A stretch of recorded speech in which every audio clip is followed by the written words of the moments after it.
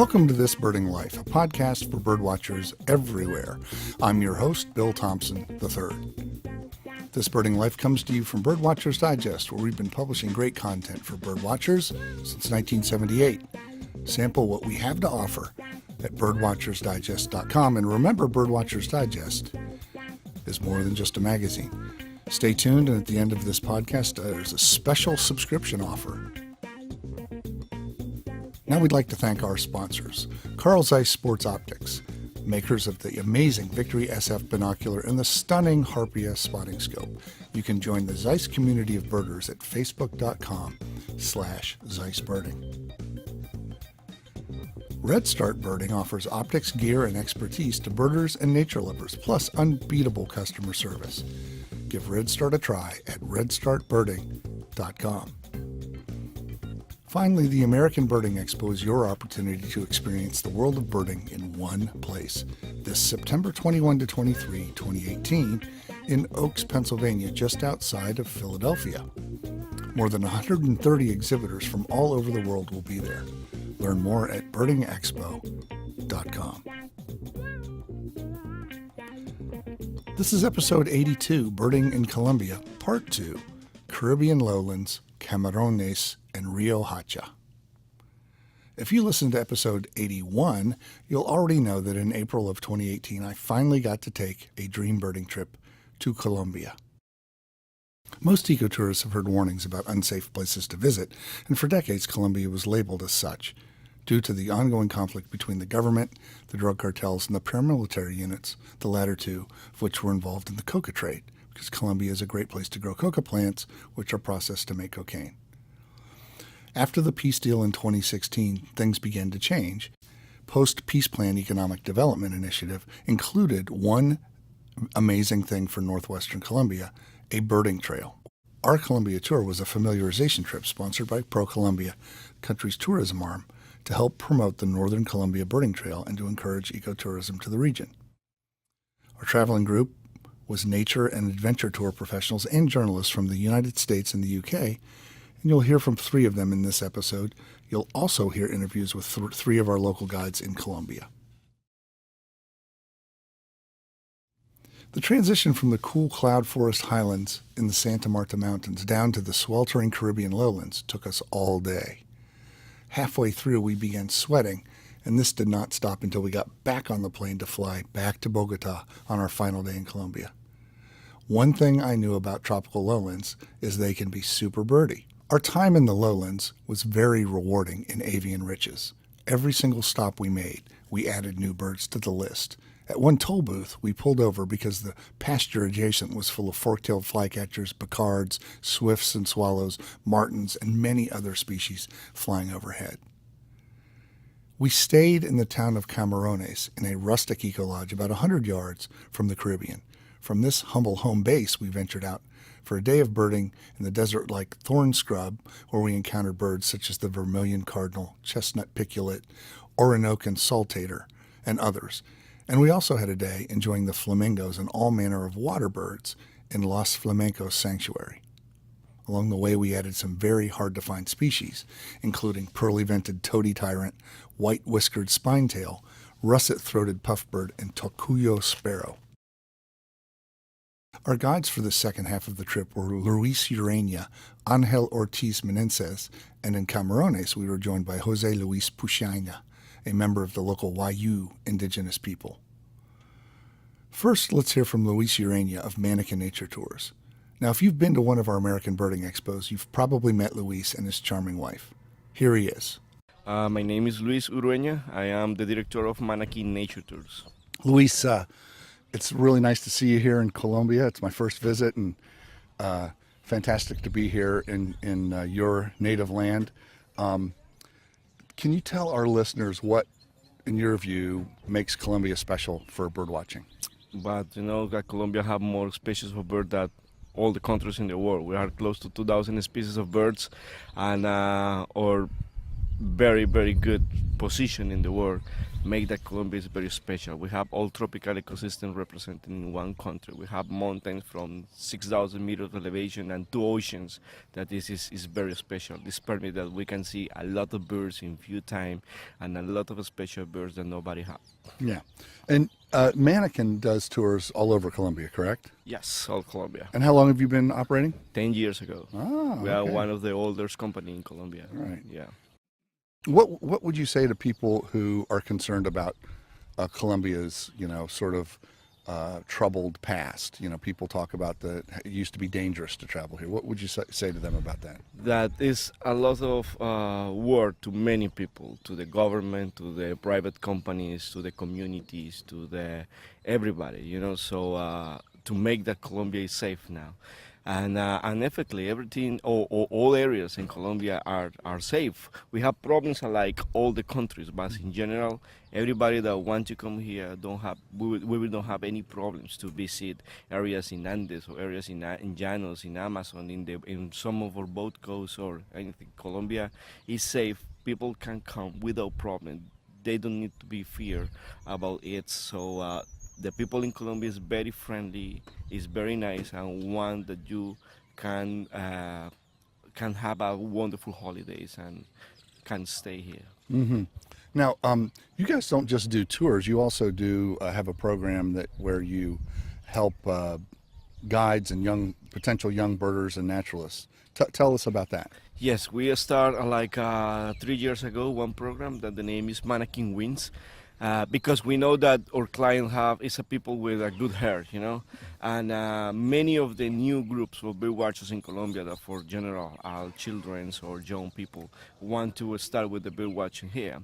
But unfortunately, many of these communities or many of these guys don't have money to buy binoculars. So the program basically is that mandate is to say to our client if they have some old binoculars or some old scopes or books or backpacks or anything that they don't use, they can send this equipment to one box that we have in Miami, and our company pay the shipping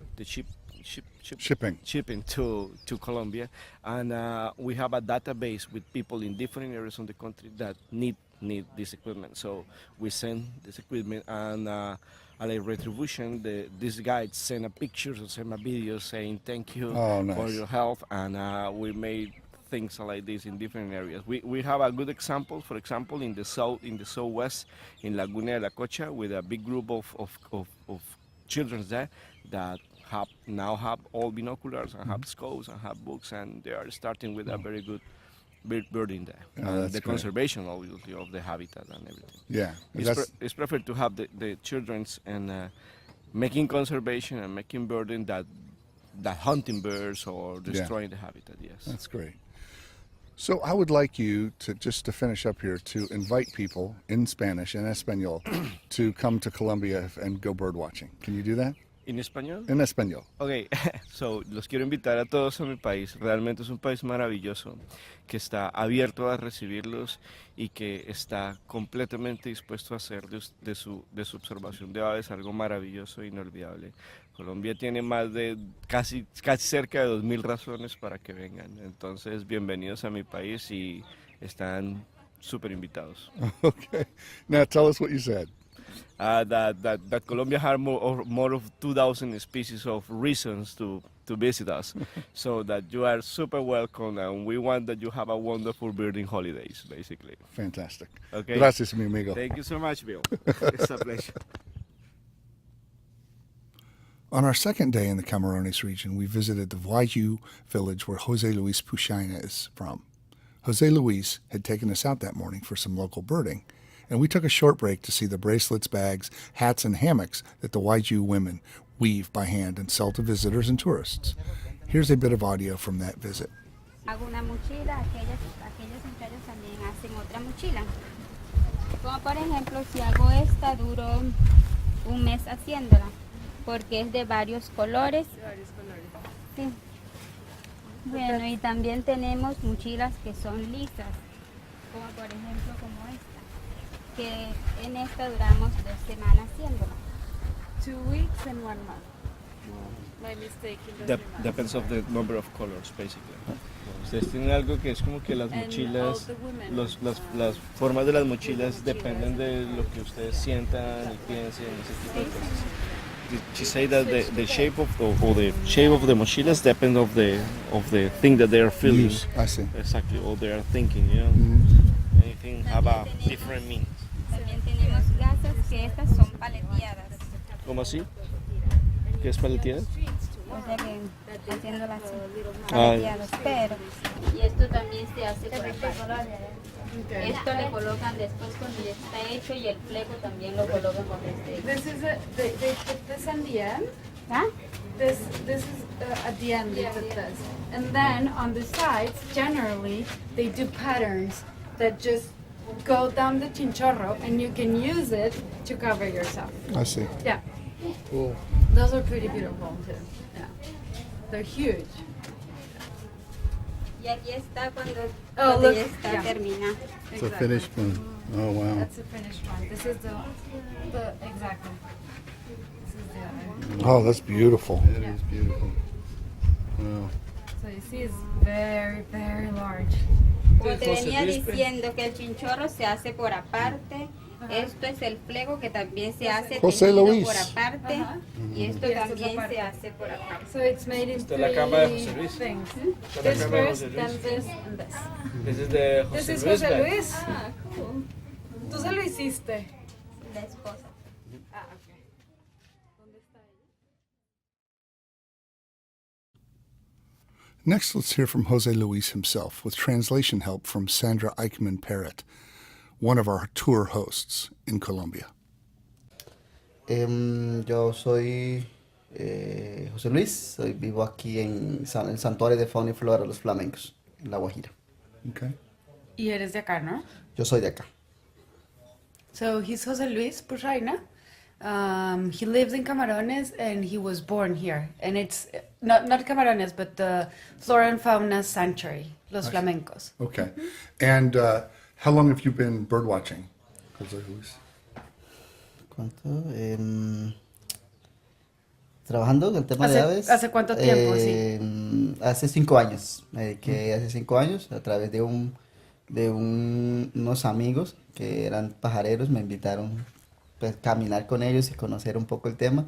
Y me gustó y he quedado como guiando. Yo vivo de esto, mi familia vive de esto. Hace 5 años estoy guiando grupos como guía local en la zona. Okay. So that was 5 years ago that he started. Some friends of his told him to go with them birding, and he started doing that. And now he lives of that, and his family lives of birding and guiding in this zone of the country. And the people in your village make their living how traditionally? Are they farmers or are they fishermen? ¿De qué vive la gente acá en tu comunidad? Principalmente de la pesca. Pesca es el primer renglón económico de la comunidad. El pastoreo, de la cría de chivos, ovejos, las artesanías, como se dieron cuenta en las comunidades, las mujeres, el trabajo de las mujeres es la artesanía. Y muy recientemente en la región el tema del turismo. Actualmente la gente está dedicando mucho su tiempo haciendo actividades turísticas. So the economics here are first fishing for the community. Second, cattling cows. Yeah, cows. No, sorry. Sheep. Goats. Goats. Chivas. Yeah. And then the third one is doing crafts. Yeah. The women mostly, and then the fourth one is tourism. ¿Cómo se dice bolsa? What do you call the bags that we were looking at? The women made Mochilas. mochilas. Yeah, and are those. How many women work on to make those in your village? Uf, creo que casi todas Todo. las mujeres trabajan en eso. Ellas se dedican tiempo a pesar de que tienen muchas actividades o trabajos en la comunidad, cuidan sus hijos, todo el tema de la casa, del hogar, y en su tiempo muy pequeño están siempre con su mochila tejiendo. Al rato se sientan, están tejiendo, están cocinando, voltean la comida, están tejiendo. O sea, ese es un trabajo de la mujer y es algo bonito porque en los colores, en las figuras, digamos en todo ese tono, no hay no hay un libro donde les diga a ella, haga esto, ¿sí me entiendes? Entonces son como los sueños, los pensamientos y la forma en que ellos interpretan el mundo está en esos colores, en esas diferentes figuras. Okay, so most of the women do the mochilas, and when they do mochilas and between doing hammocks their other and in stuff, between the other stuff, like taking care of the kids, cooking, Right. cleaning, etc. They go and do the mochilas. And the nice thing is that everything, the shapes, the colors, and all that the significance of the mochila is their inner world and how they see the world, how they interpret the things that are around. So Oh, they're so beautiful. That was fantastic.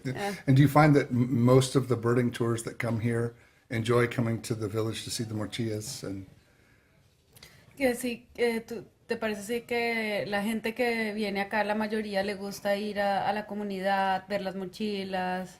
Más gente del turismo convencional, no como el turismo especializado de turismo de aves. Okay. Entonces, el turismo de aves generalmente pues no visita las comunidades, está muy enfocado en el tema de las aves. Okay. Mientras que el turismo convencional de playa quiere conocer cultura, quiere conocer otras cosas, gastronomía, entonces ellos sí frecuentan mucho las comunidades para comprar las artesanías. Okay. So mostly like general tourism goes there because they're more interested in the beach, in the communities, in have a bite of local food. Yeah. But birders are more interested in birds, so they don't pay that much attention to the communities. I thought it was fantastic. It was the highlight of the day for Okay. me yesterday, and it was fantastic to see how they're made and to see the folks that made them and all the kids hanging around and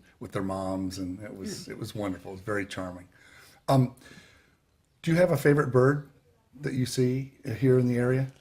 The cardinal. Yeah. The cardinal is beautiful. Vermilion cardinal. Yeah, It's, it's who could argue with that? Yeah. And el macho, sí. Yeah. Also. Y además tiene un significado muy importante. El Yeah. cardenal representa la sangre derramada de los Wayuu en cuanto a enfrentamientos con la llegada de los exploradores, de los conquistadores. Entonces el cardenal representa eso, como la sangre derramada de los Wayuu. Está plasmada en este ave. Entonces es muy importante, digamos, mitológicamente para los Wayuu, tiene un significado importante. Sorry, ¿y el otro significado? El otro significado desde la cosmovisión Wayuu. Oh, okay. So they have two significance for the cardinal. The first one, it represents the blood, and the blood that was that the Wayuu people, like all the dead people of the Wayuu with the colonization, no? Oh, yeah. So that's one. And the other one is another story that's from the cosmogony of the Wayuu people. So, ¿cuál es esa? Que es la sangre, heredó la sangre de la mujer de la vagina dentada. O sea, es la sangre que nace de la menstruación de la mujer, significado de la menstruación de la mujer. So it's kind of the significance of the woman fertility and its blood, because that woman used to have a dented vagina.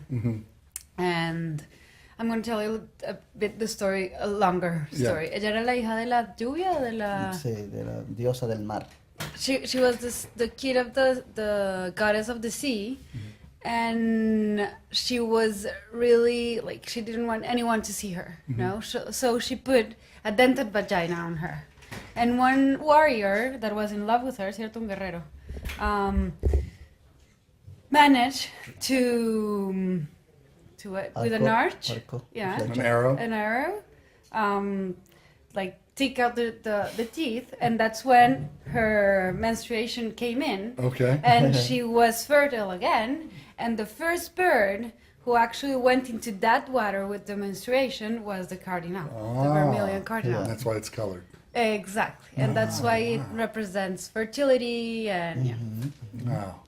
And how many Wayuu people are there in Colombia? Colombia, only in Colombia, 400,000 en Colombia. Y en Colombia y Venezuela es alrededor de 600,000, porque hay Wayuu también en Venezuela. So in Colombia, 400,000 people, and between Colombia and Venezuela, 600,000. Okay. Well, it's been wonderful to meet you and to meet your people and your family. And I just want to, on behalf of our group here and my friends that traveled with me, I want to thank you for having us. And I wondered if you could say in Wayuu, in the Wayuu language, is it different than Espanol? Wayuu Neke. Yeah, Wayuu Neke. Wayuu Neke. Okay. Could you say to people, my name is Jose Luis. I'm Wayuu. Please come and visit us, and I will show you all the birds and the vermilion cardinal too. Okay. Taya kay Jose Luis, Wayuu, Yaya, Guajira. Es pues hinten, ano ane uchi aisha na popula, shosh, isho, no li. Eso, no en español, vermilion cardinal. ¿Cómo le dicen en Wayuu? Isho. Isho. Isho. Oh, that's fantastic. Thank you so much. And buena suerte en el futuro. Un gusto. Gracias. As the trip was winding down, I took some time to interview 3 of my fellow travelers, all from the UK and each from a different tour company, about their impressions of Colombia. First, let's hear from Lara Broom and Duncan McDonald. Hello, I'm Lara Broom and I work for Nature Trek. And I am Duncan MacDonald and I work for Speyside Wildlife. All right, so Duncan and Lara, we've been traveling for, I think, 5 days now? 4 in the country. Yeah. In Colombia, and I believe, like myself, this is your first time in Colombia. Yes. Yes, absolutely. First time in South America, actually. But certainly, yeah, first time in Colombia. Well, what's your big takeaway? If a Martian came down and asked you, what's Colombia like, what would you say? I would say, from what I've experienced so far, it's been quite astonishing. As a birder, that's why I was here, and I've had magical experiences with birds that I thought potentially I might never see in my life. So a whole range of new families within the avifauna of the world that it's been mind-blowing at times, actually. Great number of endemics. Right. And, and we've really bagged quite a few of those. We've been very lucky in that we have. regard, yeah. Lara, how about you? Yeah, it's just been incredible. The same as Duncan said, but also amazing people. People are really, really nice here. Beautiful weather, beautiful country. It's just been incredible. Is there a moment thus far, we got some nice breeze coming through here on a hot day, is there a moment thus far that's really sticking with you as being kind of a highlight? I mean, we still have several days to go, but... There's been quite a lot of moments, but maybe that sunset the other day, that beautiful sunset we had. On one side we had the mountains, and on the other one we had the sun going down, and we had the sea. Yeah, it was just incredible, and we just watched the sunset for what? I don't even know, more than an hour. It was more than an hour. Yeah. It just seemed to keep going and going. It just kept getting better. So yeah, that was incredible. It was really, really beautiful. Duncan, how about you? Oh gosh, again, like Lara said, there's been so many highs on this from a birding perspective. Gosh, the ant pitta, Santa Marta ant pitta experience, I thought that was a real gem. Yeah. And it wasn't just the bird, but it was the whole experience, and watching somebody who's obviously so passionate about the birds and having, there's issues about that, but she obviously really cared about ant pittas, and so that was all part of the experience. The whole El Dorado experience. El Dorado is a real gem of a place. Yeah. The drive on the way up. There was a moment when I was thinking to myself, is this ever going to end? And then you get there. Because the drive is rough. It is a rough drive, yes it is. But, the rewards at the end are just immense. They're just the hummingbird feeders. And so, highlights. One of the highlights for me has been the guides that we've worked with, actually. I think we've seen some seriously accomplished professionals Yeah. here in this country, which is great to know. And been really generous and friendly, and honestly friendly and generous. They're not putting on an act just for our benefit. They're like-minded people, and I thought that's been a highlight. And is this a trip that you think you could bring people from your sort of typical tours and do? Would you, I mean, obviously people who want to see birds, they know Colombia. It's at the top of the list, Absolutely. if not the pinnacle of diversity for bird life. But you know, there are also things that make Colombia. You know, people have heard for years about the troubles in Colombia and the guerrillas versus the army versus you know, there's paramilitary. There's all of which in this part of the country seems to have calmed right down. Yeah, it does, doesn't it? But it's the logistics present a little bit of a challenge in some ways. Yeah, they do. I mean, I've spoken to a ground agent. We've been putting a trip together to Colombia over the past few weeks and months, and that's on our schedule potentially in February of next year, 2019. But I think we're gonna, when I get back from this, there's, you know, there will be some strategic conversation going on, because some of it, it's going to, it demands of people, you know, the physical demands might not go for some of our guests. It'd be interesting to see what the take-up is on that, because as you say, it's high on people's lists, and the reason that I approached our ground agent in the first place was because of the number of people that had been saying, why aren't you going to Colombia? When can we go to Colombia? And being here, you know, I can think of at least 8 of our regular guests that would cope with this. Here up on the Caribbean, this is baking hot, and that's sapping. But I think you know, I'd like to see a little bit of a wider range of accommodation, for instance. When we're really only seeing a couple of habitats on this trip. Yeah, we are. You know, high mountain and lowland thorn scrub sort of desert. I guess this afternoon we're going to the desert. Or no, that's tomorrow. Today we're going to the lagoon for the flamingo. Yeah, we're going on sailing boats this afternoon, aren't we? Yeah, that's right. Lotta, how about you? You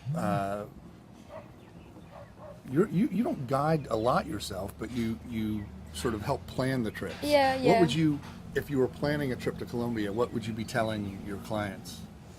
Well, we actually already offer trips to Colombia, and people love it. And I would tell them that it's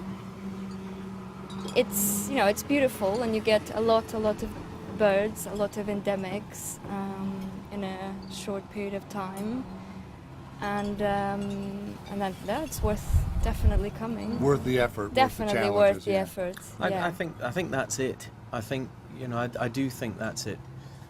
From what I've read and spoken to others on the group about who have more experience of this kind of birding, is that no matter where you are in Colombia, you have to put the effort in.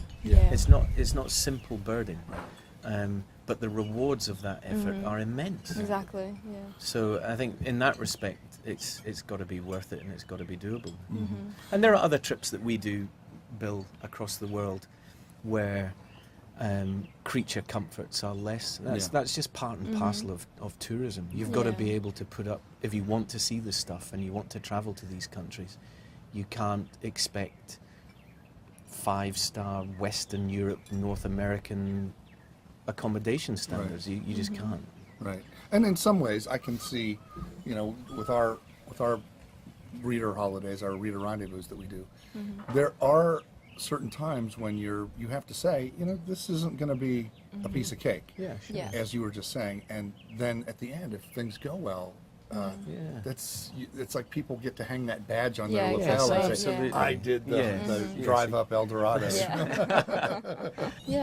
One of the other things that I thought has been really special about this trip thus far is that we've gotten to hear some of the stories kind of behind the scenes, you know, with Gabo doing the Blue Curacao project, and with the school kids, going into schools and taking the kids out birding, or Luis today talking about his mannequin wings program where people are donating. To me, that's what really adds the fourth dimension to a trip. It's great to go someplace and get some birds. To me, it's even better to add people to your life list. Oh, absolutely. Definitely. Of course it is, yeah. And I think as I said earlier, one of the highlights of this trip has been the guides we've worked with. They're just super. And as you say, they've all come from a background where they have been involved deeply in the conservation of species or the encouragement of communities to engage in that conservation of species. And it's no mean feat. No. And you like to see a country, too, where there's still a lot to preserve. Yes. Right. Yeah. What's your highlight been, Bill? Well, What highlights? I mean, it's hard to pick just one. That sunset was spectacular. Yeah, And wasn't being it? able to stay, the three of us all stayed up in the Kogi Habs. Yes. Kogi Habs. Kogi Habs. Way up high on the mountain. That was just waking up to that every morning. Yeah. I could get used to I that. could get used to that, definitely. Yeah. But being up on the mountain that same morning, up by the Army That was communications compound, where it was just everything we saw was an endemic. And we started joking about it after a while. It was just endemic. We've become semi-endemic, haven't we? Yeah. There's a rock pigeon. Oh, that's the Santa Marta rock pigeon. Right. Yeah. Okay, guys. Well, thank you very much for talking to me. And, thank you, Bill. It's been an absolute pleasure traveling with you. It's been great traveling with you both. Thank you, Bill. Our final full day was spent in Bogota, where we had a debriefing with our hosts from Colombia and their agency, Where Next, followed by meetings with 4 of Colombia's leading tour companies. That afternoon, most of us skipped off to do a bit of final birding high above the city at Montserrat. It was here that I did my final interviews with Alejandro Pinto, a guide who'd been with us at El Dorado, and John McLaughlin of Bird Holidays in the UK. Here's Alejandro, followed by John. Okay, Alejandro, tell us who you are and your affiliation, please. Where you are? No, who you are. Well, Alejandro Pinto, biologist. I'm from Colombia, based in Bogota, just near to Bogota. I'm just work with birds. I started to watch birds since I was a child with my father in some fishing trips to some lagoons around Bogota. But then when I was at the university, I met part of the ornithology group there, and I started to work with birds. My first assessment was with some birds around Bogota, but then quickly I moved into the Colombian Llanos, the Savannas area. I started to work with the seed dispersal by birds for natural regeneration into the kind of riparian forest in there. And after 3 years working with research projects and environmental projects, I started to work in leading trips. First around Bogota, but then I started to move into the Magdalena Valley, with the time Central Andes, then Western Andes, and now I am able to lead trips just all around the country here in Colombia. And where are we right now? Can you tell our listeners that? So right now we are in Monserrate, which is a church just next to Bogota. There is a mountain system in the eastern part of Bogota. We are up here watching Highlandian birds, actually. These eastern mountains in Bogota, it have nice Highlandian forest in some part, so it's good spot for a kind of introduction in a bird watching or bird watchers from Bogota city. Yeah, and what are some of the species that we've seen here on this little afternoon excursion? Well, in 5 minutes we saw Sarbill hummingbird, shining sunbeam, black flower piercer, glossy flower piercer, pale-nape brustfinch, rufous collared sparrow, great thrush. What else? Yeah, black vulture, but that's not that exciting. Black vulture. We got a swordbill over here. So, and is this a regular stop for birders coming to Bogota? Yeah, well, sometimes we make like a mixed day between culture and birds. So we usually go into the Bogota downtown, the central area, visit some museums, and then we can just move here on the mountain and watch some birds, take the lunch up here, and enjoy the landscape and the view.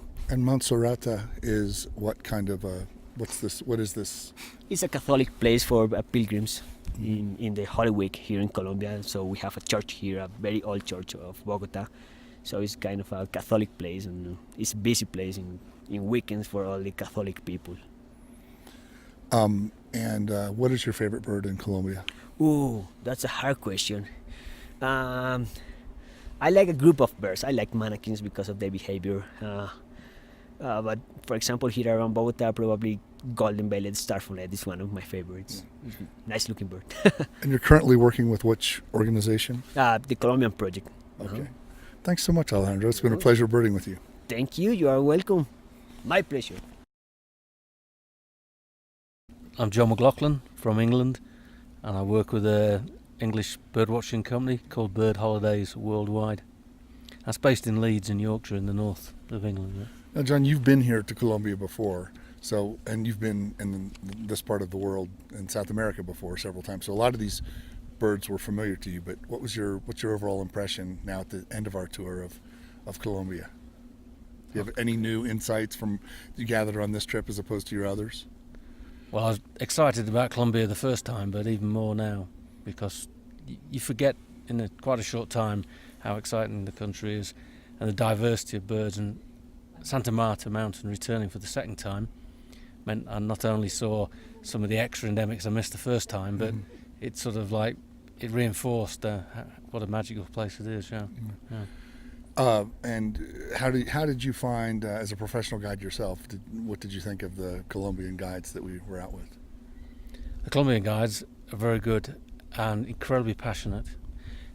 Some of them only started birding in the last 4 or 5 years, so they're very keen as mustard. Yeah. And not only the birds, there's a multitude of frogs and herps and butterflies, and they're chasing after those as well. So it's great. You can share in all the diversity with them, and also most of the guys are regionally based, so they know their backyard, as it were. Yeah. And most of them are really good company as well. Yeah. And the drivers too. The drivers are really good fun. Well, if somebody were thinking about taking a trip to Colombia, maybe they're on the fence, what would you tell them? Come. Yeah. Tomorrow. That's it, full stop. Yeah. Was there any place that we've been in the week we've been here, any place that really stood out to you that you loved? Santa Marta or El Dorado? I love mountains, so obviously that we've been to Santa Marta and the San Lorenzo Ridge at the top there, where you can see across to the peaks, the Massif, the Sierra Nevada Massif, with the sort of glacier and snow-covered tops. Yeah. To me, that's heaven in a way. Yeah. And not only that, there's great bird life at the top, and Colombia leaves you wanting more because it's getting more and more accessible. It was inaccessible, obviously, 10 years ago. Yeah. But it's getting more and more accessible. And coming back a second time, you can see areas with your own eyes that hold new birds, new adventures. Mm-hmm. So yeah, really enjoyed it this time. Particular favorite bird from this trip? From this trip, well, we've just seen the saw-billed hummingbird, me and you together. Yeah. I've seen them before here and in Ecuador, but this time I've seen them back feeding on the datura plants where they're supposed to feed, and I've really enjoyed that. Up in the north, the Santa Marta antpitter. Yeah, that was super nice. That was. Yeah. Well, John, thanks a lot. It's been great traveling with you, man. Thanks, Bill. Yeah, and Cheers. you. Yeah, cheers. I want to end this episode by reading the rest of the account sent to me by Angel Ortiz Menenses, who goes by the name of Neke, a former paramilitary recruit and now a leading birding guide in the Caribbean lowlands region of northwest Colombia. If you've ever wondered about the impact of your ecotourism dollars on the lives of people in the places you visit, Angel's story might give you some insight. My name is Angel Emiro Ortiz Menenses, and I belong to Ecotour, the Guide Association for Tayrona National Park. I am one of the 3 owners of the birdwatching company, Tayrona Birding Nature Guides in Northern Colombia. On the topic of birdwatching, I've only been a guide in Northern Colombia for 2.5 years. I should note that I only started working in Tayrona National Park when the use of certified and professional guides became mandated by the state. When this went into effect, I took an Audubon course in bird-related tourism and started to invest my free time in learning songs and recognizing species in all of the hotspots in northern Colombia.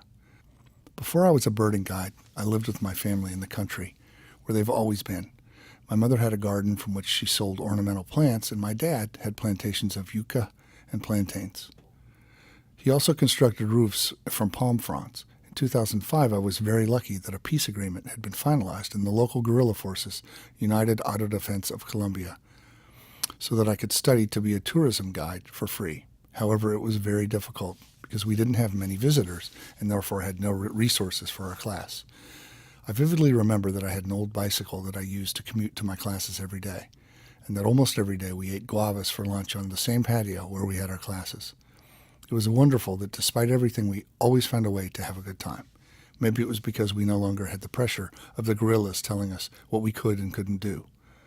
Though we studied, I don't know how we got the local park administration to let us work as illegal guides, or as we said, pirates. But since that moment, everything started to improve because, thanks to tourism, we began to have income, which was what we had previously been lacking. Before the peace agreement, Northern Colombia was in total chaos. Our area was completely filled with coca plantations because the cocaine was harvested and exported to other countries by the local guerrillas. All of this had social implications that affected our day-to-day life. If, for any reason, you had problems cooperating in your production and export of the merchandise, cocaine, they killed you. If a guerrilla said that you had to go to bed early and you didn't do it, they killed you. If you talked with any member of the state, like police or soldiers, they killed you. If your family from other parts of the country visited you on vacation, they killed you and killed your family soon after. The problem was so complicated that my biggest fear was that my stature, taller than the rest of the young people, would cause them to recruit me as a guerrilla too. When I see people that have never been in the middle of the conflict talking about the disadvantages of the agreements and pacts in the peace process, I wonder to myself, how many more young people and children do these families have to lose? Or how many more mothers and fathers have to cry for their children? All because a couple of politicians can't come to an agreement. In my opinion, as a victim of the conflict, I lost a nephew, an uncle, 3 cousins, and many friends. The most important thing is not how peace is negotiated, it's that it happens at all. When you live in the country of birds, it's difficult to ignore them because they're everywhere. As a young boy in the country, I hunted a lot of doves and ate them, which I guess you could call interest. It was only because I didn't realize I was taking the wrong kind of interest.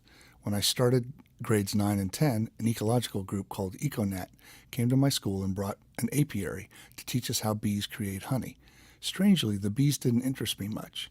Instead, what entertained me was how a pair of birds sitting in nearby branches swooped down, caught, and ate the bees. This was how I spent my time in high school. Between EcoTour, some members of the local parks, and others who just liked birds, I began to learn some technical ornithology terms. Later, I learned some things from the Audubon program, but this was in English and quite frustrating to me. Just learning the English name of the crimson-backed tanager took me a week. But one day, a group came with a man named Pablo Flores, who was one of the oldest and best birdwatchers in all of Colombia. The authorities of the park told the group that in order to enter Tayrona, they had to hire one of the local guides. It was my turn. What's ironic is that, as a local guide, I was superfluous in this situation since Pablo was a complete expert on birds. But everything in this life happens for a reason. Upon finishing the tour, Mr. Pablo didn't have much money to pay me and decided to pay me by giving me his guide to the birds of Colombia. From this moment on came my boom in birding knowledge. I've also come to know many other advantages as a birdwatcher, such as my great hearing and my eagle eyes, not to mention my doggedness when it comes to time to find a new bird. If I compare my life now to how it was before I became a birdwatcher, I can only say that my life has changed for many reasons, but 3 rise to the top as most important. 1, my intellectual level has been growing exponentially, and not only regarding birds. I've also learned something about botany, history, amphibians, reptiles, mammals, and other topics like administration, public relations, cooperation, accountability, negotiation, and a few other things. Number 2, my contacts today are rich in the areas of tourism, conservation, and education. Education specifically is where we're trying to involve more and more people each day to teach them about the conservation of natural resources in our area. Number 3, income has improved. If we compare my earnings today with those of 3 years ago, it's possible the values have doubled. I have a favorite bird, and it's the gray-lined hawk. But while we're on the topic of birds, it's hard to tell you just one species. You could say I'm a player, and I have one or more loves in each family of birds. Angel Ortiz. That's it for this episode of This Birding Life. I'd like to thank all my birding friends in Colombia and the folks at Pro Colombia and Where Next for putting together a fabulous trip. And also thanks to all the guides and the people that we met along the way. It's just wonderful, and I highly recommend Colombia as a birding destination. And now, a shout out to our sponsors. If you're not reading Birdwatcher's Digest, you're simply not living your fullest possible birding life. You can change this by visiting birdwatchersdigest-digital.com. And if you'd like to subscribe to Birdwatcher's Digest, here's a special offer for listeners to This Birding Life. Simply go to birdwatchersdigest.com/TBL and subscribe. You'll get a special $5 off deal. We hope you'll take advantage of it. Carl Zeiss Sports Optics makes top flight binoculars and scopes for birding. You can join the Zeiss community of birdwatchers at facebook.com/ZeissBirding. At Red Start Birding, we look forward to changing the way you see the natural world. Visit redstartbirding.com for the best in birding optics and gear.